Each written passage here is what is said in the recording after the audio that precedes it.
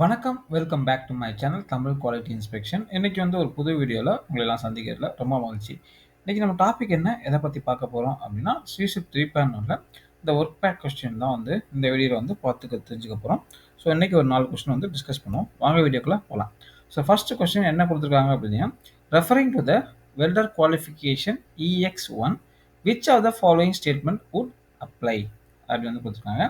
So welder qualification certificate EX1 பார்க்கணும். So அதை base பண்ணி நம்மளுக்கு 4 ஆப்ஷன் கொடுத்துருக்காங்க. ஸோ அதில் எந்த ஸ்டேட்மெண்ட் இதுக்கு கரெக்டாக இருக்கும், இந்த வெல்டர் குவாலிஃபிகேஷன் EX1க்கு கரெக்டாக இருக்கும் அப்படின்னு கேட்டிருக்காங்க. சரிங்களா? ஸோ ஃபர்ஸ்ட் பார்த்தீங்கன்னா ஃபர்ஸ்ட் ஆப்ஷன் பாருங்கள், fracture testing would only be required if the welded component was intended to used in low temperature application. சரிங்களா? ஆக்சுவலாக நம்மளுக்கு என்னென்ன மெக்கானிக்கல் டெஸ்ட்லாம் பண்ணியிருக்காங்க பார்த்தீங்கன்னா, பென் டெஸ்ட் பண்ணியிருக்காங்க. என்டிடியில் ரேடியோகிராஃபி பண்ணியிருக்காங்க. சரிங்களா? ஸோ ஸோ இந்த வெல்டர் குவாலிஃபிகேஷன் டெஸ்ட் சர்டிஃபிகேட்டில் 2 மெக்கானிக்கல் டெஸ்ட் தான் பண்ணியிருக்காங்க. ஸோ இந்த ஸ்டேட்மெண்ட் அந்த ஆப்ஷன் ஏ இருக்குது பார்த்தீங்களா, இந்த ஸ்டேட்மெண்ட் இதுக்கு இந்த EX1 அந்த வெல்டர் குவாலிஃபிகேஷன் சர்டிஃபிகேட்டுக்கு ரிலேட்டபிளாக இல்லை. சரிங்களா? நம்ம ஃப்ராக்சர் டெஸ்ட் எப்போ பண்ணுவோம் அப்படின்னா, லோவர் கண்டிஷனில் தான் லோவர் டெம்பரேச்சர் கண்டிஷனில் நம்ம யூஸ் பண்ணும்போது நம்ம அந்த பிரிட்டிலாக வருதா அப்படின்னு செக் பண்ணுறதுக்காக நம்ம இந்த ஃப்ராக்சர் டஃப்னஸ் பண்ணுவோம். சரிங்களா? டஃப்னஸ் எப்படி இருக்குது அப்படின்னு. ஏன்னா பிரிட்டில் ஆகும்போது உங்களுக்கு டஃப்னஸ் குறையும். ஸோ ஆப்ஷன் பி வாங்க, pen test are required for filler 12 only so that the test result can be ignored. ஆக்சுவலாக இந்த வெல்டர் குவாலிஃபிகேஷன் டெஸ்ட் சர்டிஃபிகேட்டில் பென் டெஸ்ட் கம்பல்சரியாக பண்ணியிருக்கணும். ஸோ பண்ணியிருக்காங்க ஆல்ரெடி. சரிங்களா? ஸோ இது இந்த pen test it's applicable for but weld, not for filler 12. சரிங்களா? ஸோ இங்கே பார்த்தீங்கன்னா உங்களுக்கு பட் வெல்டில் தான் ஒரு வெல்டர் குவாலிஃபிகேஷன் பண்ணியிருக்காங்க. சரிங்களா? ஸோ ஆப்ஷன் பியும் கிடையாது. மூணாவது ஆப்ஷன் வாங்க, destructive testing is always an additional test specified by the client. Result can be ignored if the client does not specify the testing. So என்ன சொல்கிறாங்க அப்படின்னா, இந்த destructive testing பென் டெஸ்ட் பார்த்தீங்களா, இது அடிஷ்னல் டெஸ்ட் தான். எப்போ client கேட்டிருந்தாங்கன்னு நீங்கள் பண்ணலாம், இல்லைன்னா பண்ண தேவையில்லை. ஸோ அதனால் அந்த ரிசல்ட்டை இக்னோர் பண்ணலாம் அப்படின்னு கொடுத்துருக்காங்க. ஸோ ஆப்ஷன் சி தப்பு. ஆக்சுவலாக வெல்டர் குவாலிஃபிகேஷனுக்கு கண்டிப்பாக டெஸ்ட்ரக்டிவ் டெஸ்டிங் கம்பல்சரி. சரிங்களா? புரியுதா? So pen test important. So அதை நம்ம பண்ணாமல் இருக்கக்கூடாது. ஸோ ஆப்ஷன் டி வாங்க, pen test are conducted in addition to NDT are some process are more prone to lack of fusion. Pen test பண்ணணும், அதோட NDTயும் பண்ணணும். சில நேரத்துக்கு இன்டர்னல் டிஃபெக்ட் என்டிட்டியில் கேப்சர் ஆகாத நம்ம பென் டெஸ்ட் பண்ணும்போது நம்ம தெரிஞ்சுக்கலாம் இன்டர்னல் டிஃபெக்ட்ஸ்லாம். சரிங்களா? லைக் லேக் ஆஃப் ஃபியூஷன், அதெல்லாமே நம்ம தெரிஞ்சுக்கலாம். ஸோ ஆப்ஷன் டி தான் கரெக்டு.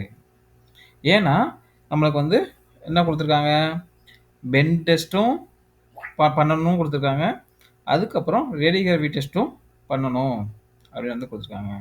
ஸோ பண்ணி அதோட ரிசல்ட் அக்செப்டபுள்னு கொடுத்துருக்காங்க. ஸோ இது ரெண்டும் நம்ம கண்டிப்பாக பண்ணணும். ஸோ எதுக்கு பண்ணணும், உங்களுக்கு இன்டர்னல் டிஃபெக்ட் NDTயில் மிஸ் ஆனாலும் உங்களுக்கு பென் டெஸ்ட்டில் நம்ம பார்த்துடலாம்.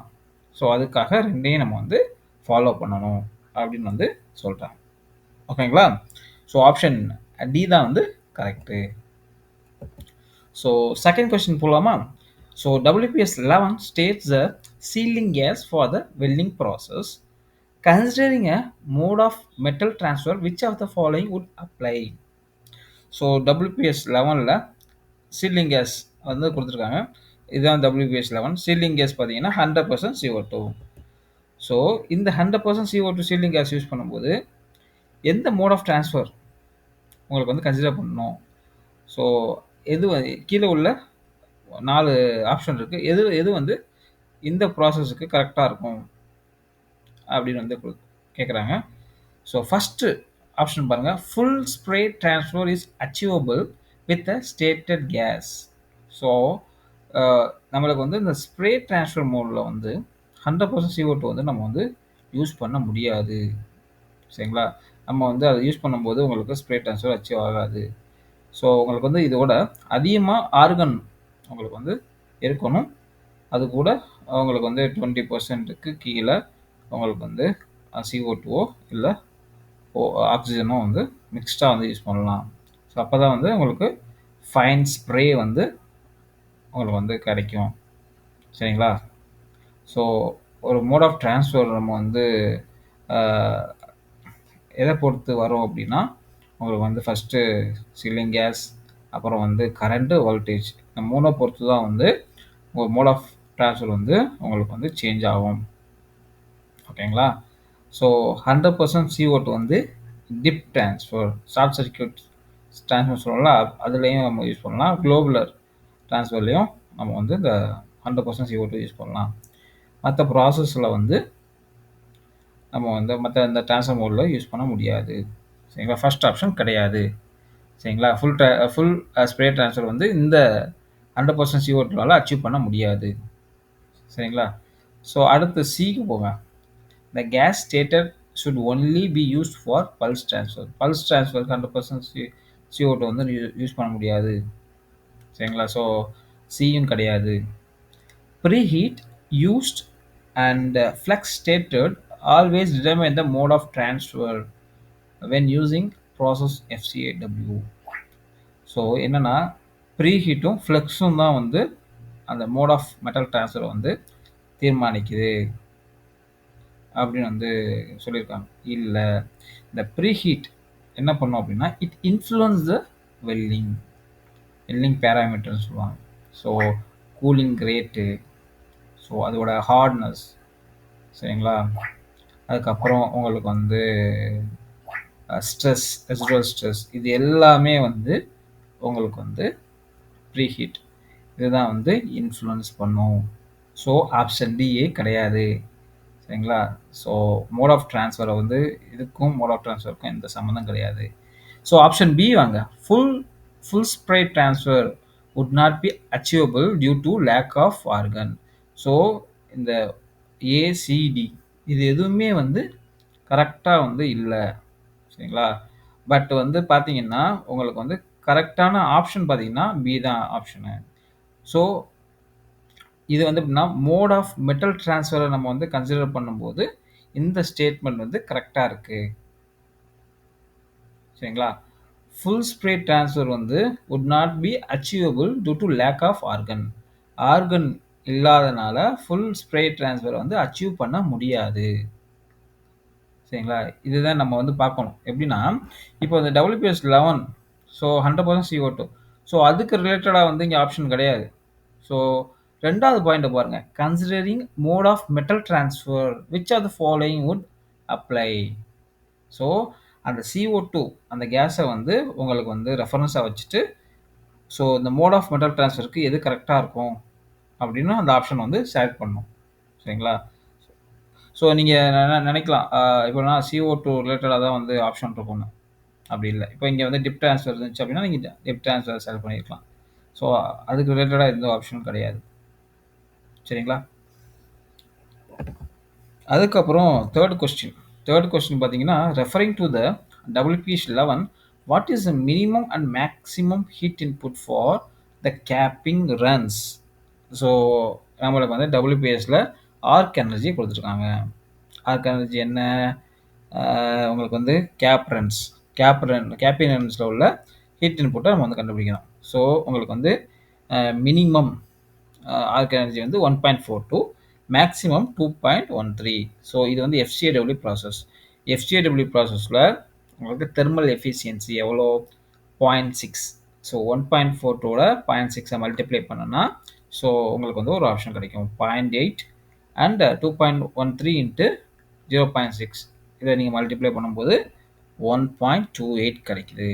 ஸோ இந்த ஆப்ஷனில் எதில் வந்து கரெக்டாக இருக்கும் பார்த்தீங்கன்னா பி ஆப்ஷன் தான் வந்து கரெக்டாக இருக்கும். சரிங்களா? ஸோ ஹீட் இன்புட் ஓட ஃபார்முலா என்ன அப்படின்னா arc energy into thermal efficiency. So thermal efficiency ப்ராசஸுக்கு மாறும். ஸோ அதை பொறுத்து நீங்கள் வந்து மல்டிப்ளை பண்ணும்போது உங்களுக்கு வந்து ஹீட் இன்புட் வந்து கிடச்சிரும். ஓகேங்களா? அடுத்து வந்து லாஸ்ட் கொஸ்டின் பாருங்கள். Referring to WPS 18 if the minimum and maximum ROL values recorded for 1 minute of welding were 80 mm into 110 mm. சரிங்களா? What would be the minimum arc energy for the root run? So நம்மளுக்கு வந்து இந்த run of length அது வந்து கொடுத்துட்டாங்க. So 1 மினிட்டுக்கு minimum வந்து 80 எம்எம்மும் maximum வந்து 110 MM. இது ரன் ஆஃப் லென்த்னா ஒன்றும் இல்லை, travel speed, minimum travel speed, maximum travel speed வந்து கொடுத்துட்டாங்க. ஸோ இது எப்படி கண்டுபிடிக்கணும் அப்படின்னா the length divided by 1 minute. So mm per minute. So 80 per 1னா 80 பர் மினிட் பார்த்தீங்கன்னா 80 எம்எம் பர் மினிட் தான் வந்து minimum travel speed. Maximum travel speed வந்து 110 எம்எம் பர் மினிட். கண்டுபிடிச்சிட்டோமா? இப்போ வந்து டபிள்யூபிஎஸ்ஸை போய் பார்க்கலாம். டபிள்யூபிஎஸ்சில் கரண்ட் அண்ட் வோல்டேஜ் வந்து பாருங்கள். ஸோ கரண்ட் வந்து நம்மளுக்கு வந்து எதோட ஆர்க் எனர்ஜி கண்டுபிடிக்கணும் பார்த்தீங்கன்னா ரூட்ரனோட ஆர்க் எனர்ஜி வந்து கண்டுபிடிக்கணும். சரிங்களா? ஸோ ஆம்ஸ் பார்த்தீங்கன்னா 100லேருந்து 120, அப்புறம் 24லேருந்து 26. நம்ம என்ன கண்டுபிடிக்கணும்? மினிமம். ஸோ ஃபஸ்ட்டு வந்து 100 ஆம்ஸ், அதே மினிமம். அதே மாதிரி வோல்டேஜில் வந்து மினிமம் வந்து 24. சரிங்களா? ஸோ ட்ராவல் ஸ்பீடை பொறுத்த வரைக்கும் நம்ம வந்து உங்களுக்கு வந்து மேக்ஸிமம் வேல்யூவை தான் வந்து எடுத்துக்கணும். ஓகேங்களா? Minimum arc எனர்ஜிக்கு. ஸோ 110 தான் வந்து மேக்ஸிமம். ஸோ அதுதான் வந்து எடுத்திருக்கேன். ஸோ உங்களுக்கு வந்து எம்எம் பெர் மினிட்டை வந்து எம்எம் பெர் செகண்டாக கன்வெர்ட் பண்ணும்போது இன்ட்டு 60 வந்து போடணும். So 100 into 24 into 60 divided by 110 into 1000. So நம்மளுக்கு வந்து 1.3 kilo joule divided by mm. சரிங்களா? So kilo joule per mm வந்து கிடைச்சிருக்கு. ஸோ ஆப்ஷன் ஏ தான் வந்து கரெக்டான ஆப்ஷன். ஓகேங்களா? ஸோ ஐ திங்க் இந்த வீடியோ வந்து உங்களுக்கு பிடிச்சிருக்கு நினைக்கிறேன். பிடிச்சிருந்தா லைக் பண்ணுங்கள், ஷேர் பண்ணுங்கள், கமெண்ட் பண்ணுங்கள். அடுத்த ஒரு நல்ல டாப்பிக்கில் வந்து உங்களை சந்திக்கிறேன். Until bye bye, take care, see you, bye.